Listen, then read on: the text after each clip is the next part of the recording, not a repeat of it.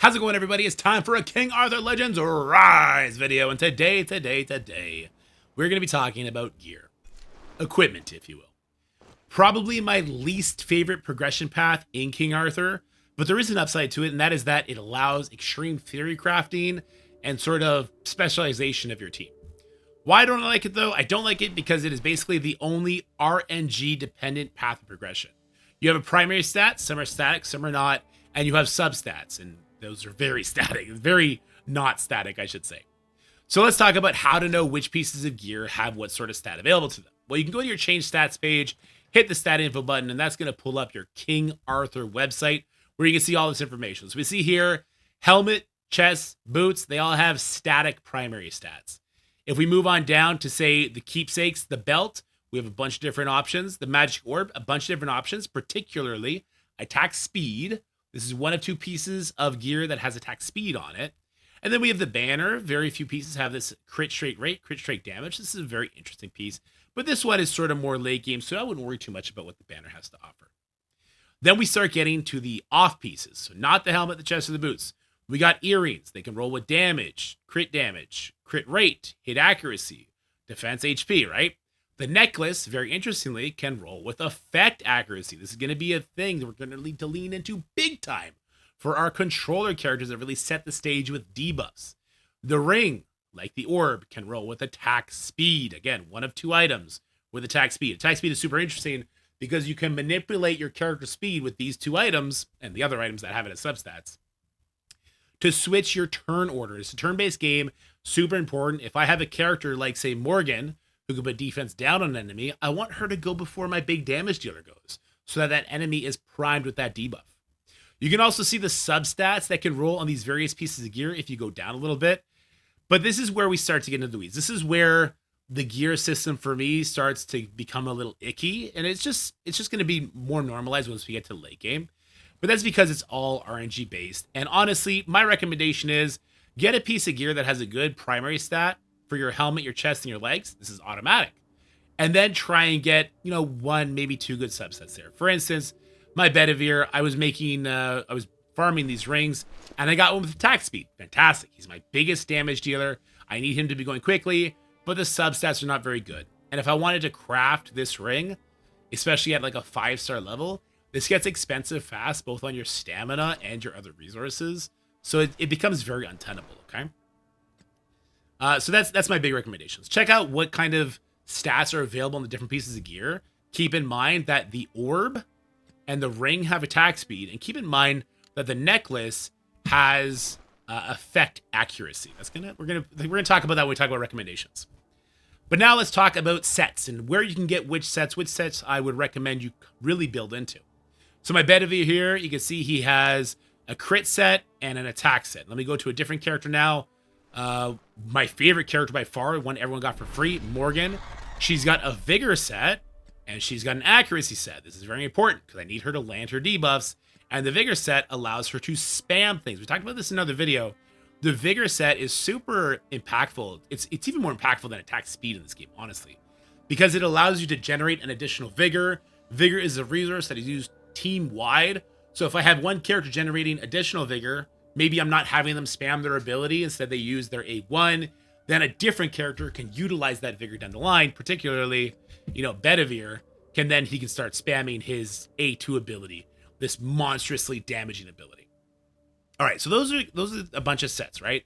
Let's go look at where we can farm gear using stamina, the equipment dungeon. So this dragon, the offensive equipment sets, can have attack, crit, and speed.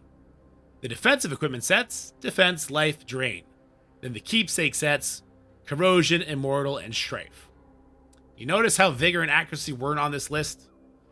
This is where we start getting into some recommendations. I would strongly recommend you find a good team that can farm out this Nest of Yisk, okay? It is a fire-based boss, which is good because a lot of the best characters in the game start as Frost. So you're not going to have too much of an issue there. And not a lot of characters that you're going to get right out the gate are going to be Storm, so you're not going to get even wrecked by that. One thing you should note is the sort of resource that you can get from this boss, right? So if you get it to like difficulty 9, you can get 4 to 6 star pieces, and you can start getting these legendary Horns of Yisk, as well as these legendary silver ingots. The reason I bring that up is because, as you saw, there is no way to farm the vigor set or the accuracy set that I really hung my hat on there for a second, right? You have to craft those sets. So let's talk about the materials needed to craft. If we go to the vigor set down here, we'll see that you need this moon piece. That moon piece can only be earned through the main story on hard mode and above. This costs a lot of stamina and is pretty mid-game to even get to the hard campaign, right? The accuracy set, which I swear by on characters like Morgan, like Merlin, that are really going to be a focal point of your team, you can actually use that legendary Horn of Yisk that we talked about. And then these resources you just get from doing the same boss. So that means I'm more comfortable making more accuracy pieces than I am making more vigor. Why do I bring that up? I bring that up because of rings, okay? Your ring is one piece that can roll with attack speed. You should be making accuracy rings, not vigor rings. And the reason you should be doing that is because you really want to farm that primary stat. For the same reason, the necklace, you should be using accuracy set for your necklace because it's easier to make more of these. And we want that effect accuracy on these controllers that are trying to land debuffs, right? So that's what I would strongly recommend. If you're going to be making the accuracy set, you want to get your necklace and your ring, which means for vigor, we're going to be crafting the helmet, the chest piece, the boots, and the necklace. This is great, right? Because the chest piece, the helmet, and the boots, it all has static stats. So we can just kind of farm maybe a good, what would you call it? Substats, sorry. So let me just craft one right here. I don't really need one right now, but let me craft it anyway. And we'll see that we have the static piece. It's 5 stars. I did not look at it to see what it rolled as. Let's go check it out. Where did it go? It was 5 stars. It was right here. Zero with attack, hit, accuracy, and crit rate.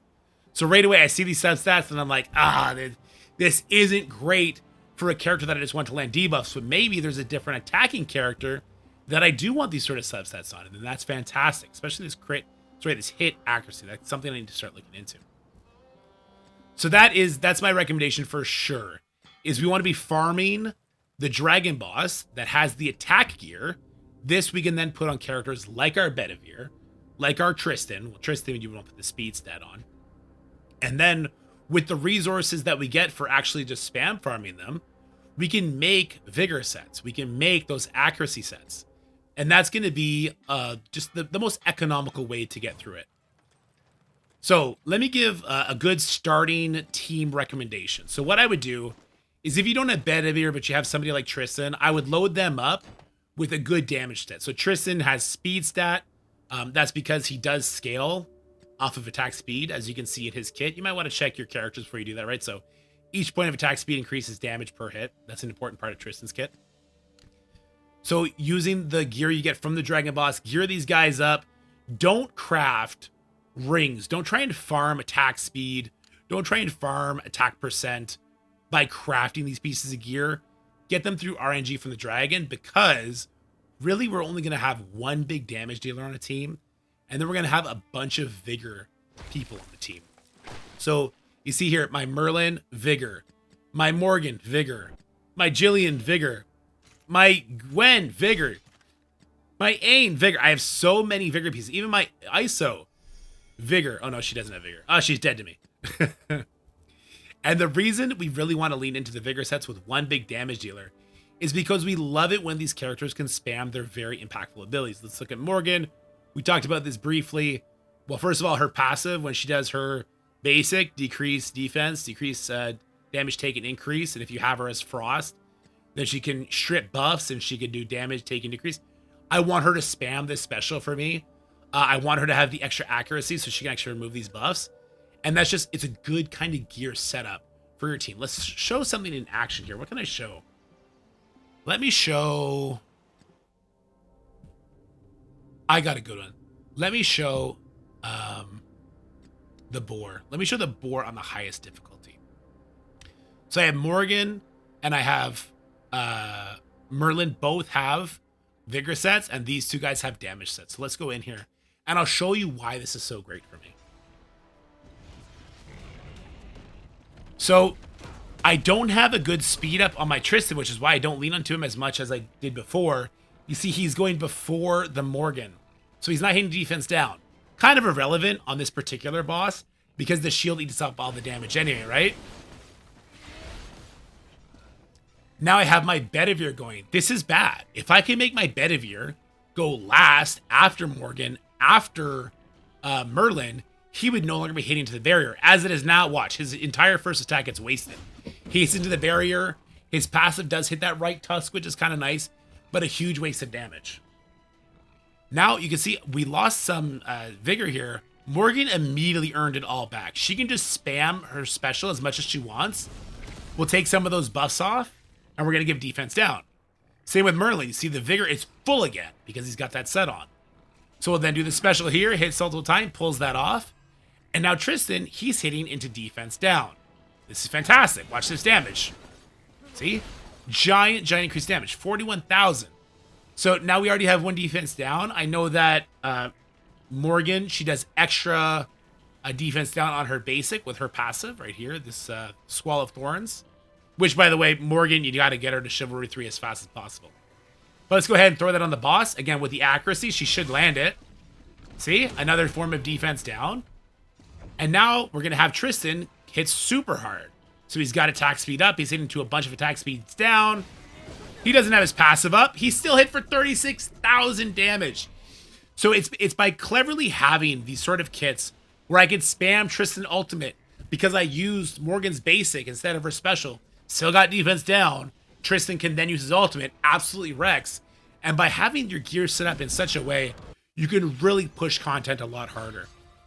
Anyway, guys, I hope that helps. Just the too long didn't read or a little bit of cliff notes here. Farm the Fire Dragon boss for your damage dealers. Craft vigor and accuracy sets for your controllers, or vigor and I believe it's health sets for your healers. You want to use the vigor pieces that you're going to craft for your helmet, your chest, your boots, and your earrings, because it's easier to get the right primary stats for that. And because the farming material is a lot harder to farm, harder on your stamina. And then for your life set or your accuracy set, you want to do necklace and ring because you're going to have to craft more of those. And that resource is gained just innately by farming the dragon. Hope that helps you. Let me know if you have any questions. I'm losing my voice. As always, guys, stay happy, stay healthy, have fun. I'll see you in the next video. And if you did like this video, please leave it a like, share with your friends, and subscribe to the channel. But from now, take care and have fun. Bye-bye. That's it for the video, guys. I hope you enjoyed it. If you did, make sure you like, share, and subscribe. Stay happy, healthy, have fun, and I'll see you in the next one.